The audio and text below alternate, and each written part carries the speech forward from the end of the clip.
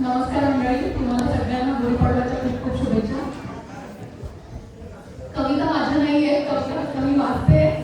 तर ज्या त्यांनी कविता केली आहे त्यांच्यासाठी आदर असतो.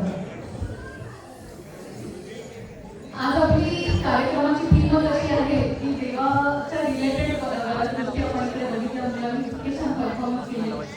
तर माझी कविता मी कशी सुरुवात करते. देव सुद्धा मंडळी, देव सुद्धा कंटाळले सारखं ऐकून जग. ठरवले मग त्यांनी करू सुरू व्हॉट्सअप ग्रुप. मनात विचार करून नारदांनी मारली ब्रह्मदेवाला पिन. म्हणाले महाराजा आता तुम्हीच व्हा ग्रुप ॲडमिन. खूप विचार करून दिली ब्रह्मदेवाने संमती आणि वायफाय नेटपॅक संगीत आली स्मार्टफोनला भेटून. सर्व देवांना ॲड करून रात्री ब्रह्मदेवाने गाठली स्पेस. सकाळी आलं गणरायाचं गुड मॉर्निंगचा पहिला मेसेज. नेमकं नव्हती तेव्हा कैलासावरती रेंज. संध्याकाळी मिळाला तो गुड मॉर्निंगचा मेसेज. क्रोधित होऊन त्यांनी पुत्राला केले करेक्ट. नंतर झोपलेल्या महादेवाने ग्रुपच केला लेट. सरस्वती देवीने पाठवले ज्ञानाचे मेसेज. तर अप्सरांनी केले ब्युटी टिप्स पेश. धनप्राप्तीसाठी लक्ष्मी नारायणांनी लिहिले अनुभवाचे बोल. तर गुरुदेव दत्तांनी लिहिले शांती आणि वैराग्याचे बोल. बाळकृष्ण गोपाळांनी पण केले त्यांचे फोटो अपलोड. पण प्रभू रामचंद्रांच्या एक पत्नीलता कविता ठरली अगदी थोडीच तोड. मारुती रायांनी लिहिला लेख जीव आणि योगाचे फायदे. परंतु संतप्त दुर्गादेवी म्हणाल्या पाळा इथले कायदे तरच मिळतील फायदे. यमराजांनी पण रेडा सोडून फोटोसाठी मागितली बाई. परंतु पंढरीच्या विठू रुक्मिणीच्या फोटोला मिळाले प्रचंड लाईक्स. व्हॉट्सअपच्या या खेळामध्ये देव झाले रंग. पण धरतीवरची सर्व यंत्रणा झाली लोभंग. माणसाच्या कर्तृत्वाला नव्हते देवांचे आशीर्वाद. पण सुरू झाले तंटे बकेडे आणि वितंडवाद. मग मात्र नारद मुनींचे भावेला मानले आणि परत एकदा ब्रह्मदेवाला ते शरण गेले. म्हणाले देवा ग्रुपच करावा डिलीट. तसाही सगळ्या देवांना आता आला आहे मीठ.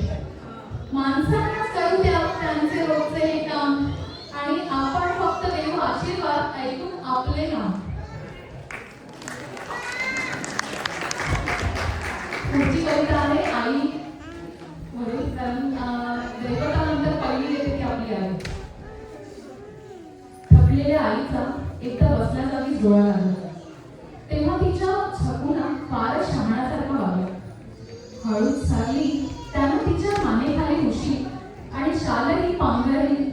ती त्याच्यावर अगदी पांघरायची ना तशी. आईचे डोळे मिटले असले तरी तिला दिसत होतं सगळं. तिला तिचं बाळ वाटलं अगदी जगापेक्षा वेगळं. मायेनं ओथंबून गहरून आले तिचे डोळे. आई रडते म्हणून तिचं बाळ कासावीस झालं पिळं. आई म्हणत त्याने काढली तिची कुशीत. कुशीत घेत आईने दिली त्याला आपल्या हाताची उशी.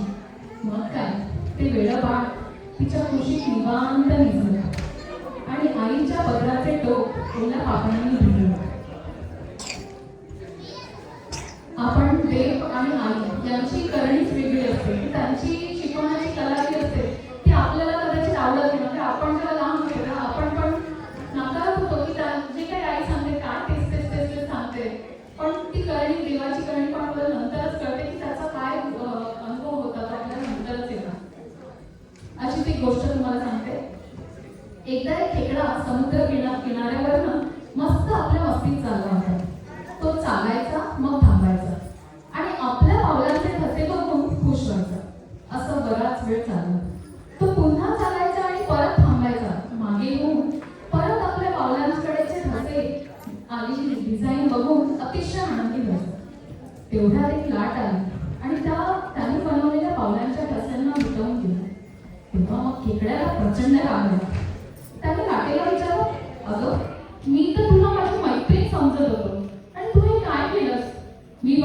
पावलांच्या ठसांना मिटवून दिलंस? अशी कशी तू मैत्रीण? त्यावर लाट त्याला शांतपणे म्हणाली, अरे जरा मागे बघ, ती मुलं पळत येत आहेत ना, ती पावलांच्या ठसे बघूनच खेकड्यांना पकडायला येतात. तुला कोणी पकडायला नको मित्रा म्हणून हे ठसे मिटवले ठरले. बऱ्याचदा समोरच्यांना किंवा देवाला तुम्हाला नेमकं काय सांगायचं असतो हे आपल्याला कळत नाही, त्यांचा प्लॅनच वेगळा असतो. पण आपण मात्र आपल्या समजुतीनुसार चुकीचा अर्थ काढत असतो.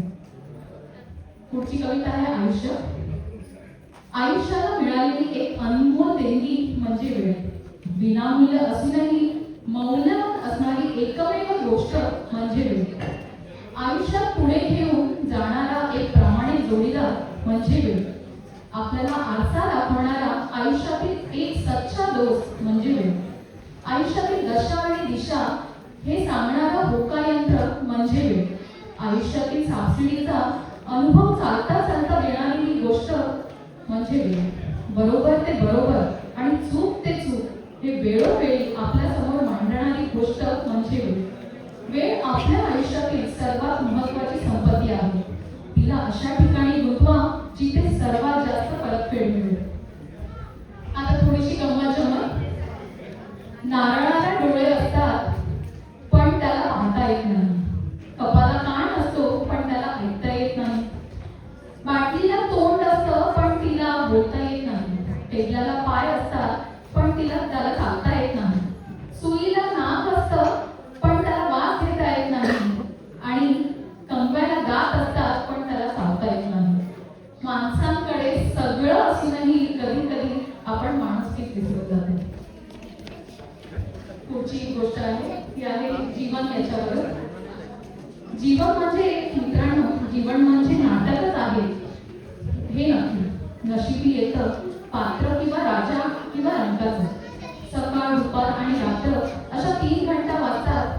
वार, तारुण्य आणि वार्धक्य अशा 3 सावल्या असतात. माणसाच्या आयुष्यात जशी चांगली वाईट लोक येतात ना, रंगमंचावरती याची जागा अनेक पात्र घेतात. नाटकाचा खेळ संपल्यावर जसा पडदा खाली पडतो तसा डोळ्याचा पडदा पडल्यानंतर आयुष्याचा हा खेळ संपतो.